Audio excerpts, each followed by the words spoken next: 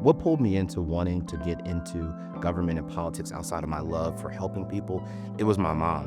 When I was in third grade, I got really into the civil rights movement and politics and government. And at South Frederick, they had these old books, and one of the books was a president's book. And in the book, it talked about Lyndon Baines Johnson, about what he did in the Great Society. And I remember reading that and started to understand that the activism of Martin Luther King Jr., Malcolm X, Fannie Lou Hamer, those Shirley Chisholm, all these folks who were doing this work. And third grade, I had a teacher who told my mom, she said that he needs to read something that's a little bit more realistic for him.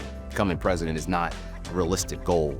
And my mom was like, nah. So she went and bought every single presidential book or anything you could think of that had something to do with presidents. And it really helped me find a passion and love for it. My mother poured that into me, is that you can't allow someone to tell you what you cannot do. So you have to do it yourself. And so that's really started my thought process into what I wanted to do for the rest of my life, which is to really help people. But I want to help people through the realms of the government and its structure that's in place today. My inspiration and values of who I am comes from my family. My family has lived here a very long time. My mom, when she was young, she told me about when she was a kid, the Klan came up Market Street. And so her entire family got together because they were afraid. I mean, at a point in time, Black people weren't allowed to even walk into this building. So it's unique and exhilarating for where we came from, because at some point we couldn't be a part of any of this. My great-grandfather told me that when he was younger, right, he couldn't even walk in the front door of this building. He had to walk around back. But today, I get to work with the director of Parks and Recreation to make sure that not only Monex Park, but Baker's Park is really great for our residents and our visitors.